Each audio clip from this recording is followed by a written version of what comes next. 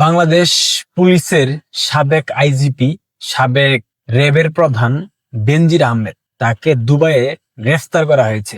এরকম একটা সংবাদ গতকাল থেকেই সামাজিক যোগাযোগ মাধ্যমে সয়লাব। বাংলাদেশের প্রথম সারির সকল গণমাধ্যম খুব চমৎকার ভাবে, চটকদার ভাবে এই সংবাদ প্রকাশ করছে। বেনজির আহমেদ গ্রেফতার, ইন্টারপোল পুলিশ বেনজির আহমেদকে গ্রেফতার করেছে। বাংলাদেশের স্বরাষ্ট্রমন্ত্রী সংসদে দাঁড়িয়ে বেনজির আহমেদকে বাংলাদেশে ফিরিয়ে আনার প্রত্যয় ব্যক্ত করছে। জামায়াত ইসলামের আমির ইন্টারপোল পুলিশকে ধন্যবাদ দিচ্ছে, ডক্টর ইউনূসের সরকারকে ধন্যবাদ দিচ্ছে। সালাউদ্দিন আহমেদ এটাকে বাংলাদেশ পুলিশের কৃতিত্ব বলছে, বাংলাদেশের বর্তমান সরকারের কূটনৈতিক সফলতা বলছে। কত কথা। পাশাপাশি জামাত শিবিরের, বিএনপির, ছাত্র দলের যত অ্যাক্টিভিস্ট আছে, এরা সবাই কি চটকদার সংবাদ, কসাই বেনজির অবশেষে কট, এটা সেটা ব্লা ব্লা ব্লা, অনেক কথা। কিন্তু সত্যটা আসলে কি আপনারা কেউ জানেন? আচ্ছা ঠিক আছে, আমি মেনে নিলাম বেনজির আহমেদ গ্রেফতার হয়েছে, তাতে আপনার কি, আমার কি, আওয়ামী লীগের কি? বেনজির আহমেদ তো আওয়ামী লীগ সরকার ক্ষমতায় থাকাকালীন দেশ ত্যাগ করেছে। কি আগে করেছিল? বেনজির আহমেদের নামে অসংখ্য অভিযোগ আছে। পাশাপাশি মার্কিন যুক্তরাষ্ট্র তাকে নিষেধাজ্ঞা দিয়েছিল, স্যাংশন যেটাকে বলা হয়। রেপকে নিষেধাজ্ঞা দেওয়ার পর বেনজির আহমেদের নামও তালিকাভুক্ত ছিল। এখন এই যে সারা দিন ব্যাপী বিএনপি চটকদার সংবাদ প্রকাশ করে গুজব রটালো, এর পেছনে কারণ কি আপনারা জানেন? পদ্মা সেতুর পিলারের নিচ থেকে মাটি সরিয়ে ফেলেছে বিএনপির নেতারা, যেটা পদ্মা সেতুর পিলারের জন্য অনেকটা ভয়াবহ হুমকির কারণ। এইসব সংবাদ ধামাচাপা দেওয়া। গতকাল সারা বাংলাদেশে একাধিক ধর্ষণের ঘটনা ঘটেছে, সেটাকে ধামাচাপা দেওয়া। স্পেশালি শিবিরের একজন নেতা একজন মহিলাকে রেপ করেছে, তাকে গর্ভবতী বানিয়েছে, তারপর তাকে ছুঁড়ে ফেলে দিয়েছে। এরপর শিবিরের সেই নেতাকে গ্রেফতার করা হয়েছে।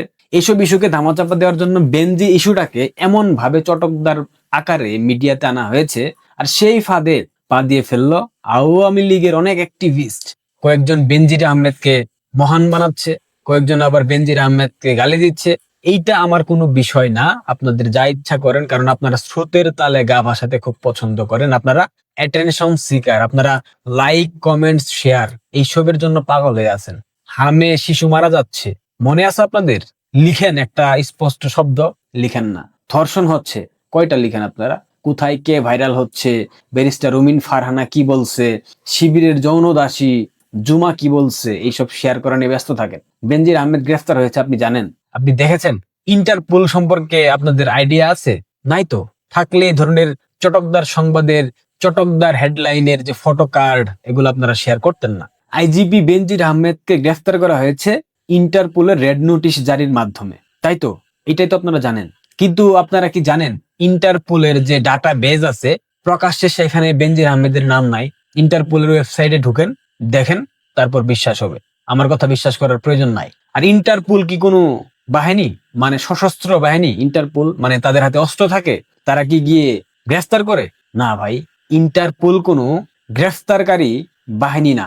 ইন্টারপোল হচ্ছে বিভিন্ন রাষ্ট্রের সাথে তথ্য আদান প্রদান, তথ্য বিনিময় এবং তথ্যের সমন্বয়ের মাধ্যমে যারা তালিকাভুক্ত আসামি তাদের নাম সেখানে অন্তর্ভুক্ত করে এবং বিভিন্ন দেশের সাথে তথ্য আদান প্রদান, যোগাযোগের মাধ্যমে, গোয়েন্দা তথ্য বিনিময়ের মাধ্যমে সেই ব্যক্তিকে গ্রেফতার করার জন্য ভূমিকা রাখে। এটাকে ইন্টারপোল বলা হয়। আমি যতটুকু জানি, আমার যতটুকু শিক্ষা, এর থেকে বেশি কিছু হতে পারে। আপনারা সেটার ব্যাখ্যা কমেন্টে দিয়ে যাবেন। বাংলাদেশের মামলার কারণে বেনজির আহমেদ গ্রেফতার হয়েছে, তাকে আটক করা হয়েছে। আপনি কি জানেন? আপনি গিয়ে দেখেছেন? যদি সত্যি সত্যি আটক হয়েও থাকে, সেখানে কি আপনি যোগাযোগ করেছেন? সেখানকার পুলিশ, অর্থাৎ দুবাইয়ের পুলিশ, তাকে এআই ক্যামেরা দিয়ে চিহ্নিত করে গ্রেফতার করেছে। সেই সংবাদ কি দুবাই পুলিশ তাদের ওয়েবসাইটে প্রকাশ করেছে? বলেছে? ফেক এআই দিয়ে ছবি বানিয়ে সেগুলো সামাজিক যোগাযোগ মাধ্যমে ছড়িয়ে দিচ্ছে জামাত, বিএনপি, আর সেই ফাঁদে পা দিয়ে হাততালি দিচ্ছেন। অনেকে আবার বেনজিরের সমর্থন করে চটকদার লেখা লিখছেন। তাতে আপনার দলের কি উপকারে আসছে? মানে কি লাভ হচ্ছে বলেন না? হ্যাঁ, অনেক অবদান ছিল। এই আমলাতান্ত্রিক নির্ভরশীলতার কারণে আজ বাংলাদেশ আওয়ামী লীগের এইরকম পরিণতি হয়েছে।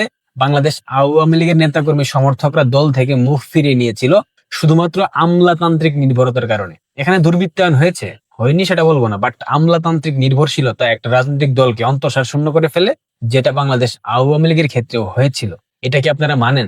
মানলে ভালো, না মানলে আপনাদের ব্যক্তিগত বিষয়, সেখানে কথা বলার রাইটস আই থিঙ্ক আমার নাই।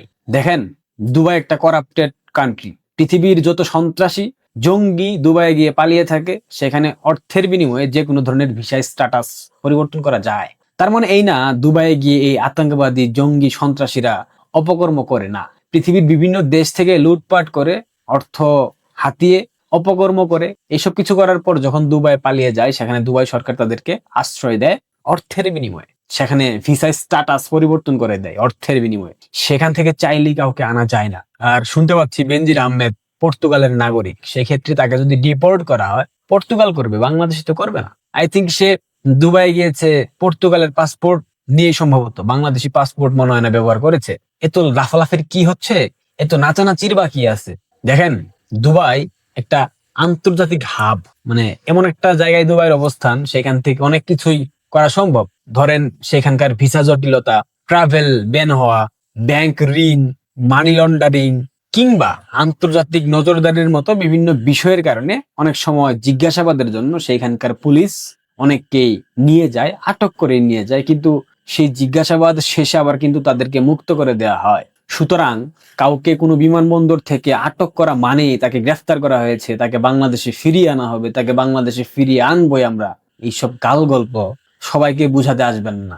জনাব শিলং সালাউদ্দিন এইসব লেকচার আর কত দিবেন? এইসব মিথ্যাচার মানুষকে বোকা বানানো আর কত করবেন? বৃহৎ ইস্যুগুলাকে ধামাচাপা দেওয়ার জন্য প্রতিনিয়ত আওয়ামী লীগকে, ছাত্রলীগকে এবং আওয়ামী লীগের শাসনকালীন সময়ে যেসব কর্মকর্তা কর্মচারী ছিল তাদেরকে মিডিয়া ট্রায়ালের শিকার বানানো হচ্ছে, যাতে করে বৃহৎ ইস্যুগুলা ধামাচাপা দেওয়া যায়। আপনারাই বলেন আওয়ামী লীগ বাংলাদেশ থেকে হারিয়ে গেছে, পালিয়ে গেছে, চলে গেছে, তারা ফিরতে পারবে না, এক্সেট্রা এক্সেট্রা। কিন্তু আপনারাই আবার সকালে ঘুম থেকে উঠে পানি খাওয়ার আগে আওয়ামী লীগের কথা ভাবেন, এই বুঝিয়ে এলো রে।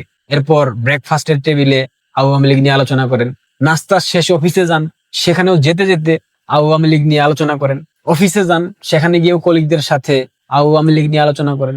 এরপর সন্ধ্যায় রেস্টুরেন্টে বসেন, সেখানেও আওয়ামী লীগ, রাতে বাসায় ফিরে খাইতে বসেন, সেখানেও আওয়ামী লীগ, খাওয়া শেষে যখন টিভিটা অন করেন সেখানেও টক শো দেখেন, আওয়ামী লীগ। তাহলে বাংলাদেশ আওয়ামী লীগ কিভাবে হারিয়ে গেল, কিভাবে অপ্রাসঙ্গিক হয়ে গেল?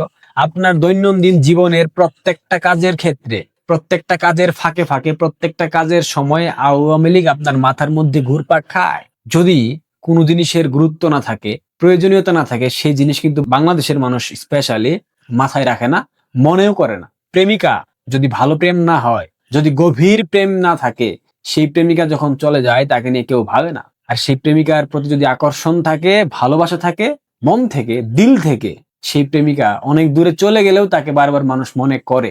বাংলাদেশ আওয়ামী লীগ হলো সারা বাংলাদেশের মেহনতি শ্রমিক জনতার প্রেম অনুভূতির নাম। সুতরাং আপনারা কেন, আপনাদের যে প্রভুরা, তারা চাইলেও বাংলাদেশ আওয়ামী লীগ বাংলাদেশের রাজনীতি থেকে, বাংলাদেশ থেকে কখনোই অপ্রাসঙ্গিক হবে না, পারবেন না। যতই চেষ্টা করেন, করতে থাকেন, পারবেন না, কখনোই সম্ভব না। সুতরাং বাংলাদেশ আওয়ামী লীগের অনলাইন অ্যাক্টিভিস্ট যারা আছেন, এইসব গুজবের ফাঁদ থেকে আপনারা দূরে থাকেন। হামে শিশু মারা যাচ্ছে প্রচার করেন, অপকর্ম প্রচার করেন, আশ্রয়ণ প্রকল্পের ঘর খাল কাটার নাম করে ঢেকে দেওয়া হয়েছে সেগুলা প্রচার করেন, পদ্মা সেতুর পিলারের নিচ থেকে মাটি সরিয়ে ফেলা হচ্ছে সেগুলা প্রচার করেন। তাতে করে বাংলাদেশের মানুষের চোখে যে সর্ষের ফুল ধরে আছে সেটা সরে যাবে। এই তারেক রহমান 197 কিলোমিটার গাড়ি চালিয়েছে, পাশে সালাউদ্দিন বসা ছিল, পেছনের সিটে সালাউদ্দিনের স্ত্রী, তারেক রহমানের স্ত্রী বসা ছিল। এইসব সংবাদ দিয়ে যে মূল বিষয় থেকে আপনাদের ফোকাস সরিয়ে আনা হচ্ছে, সেগুলা বুঝার মতো সক্ষমতা সৃষ্টি করতে আপনাদের দিক, এই প্রত্যাশা করি। ভালো থাকবেন, ধন্যবাদ।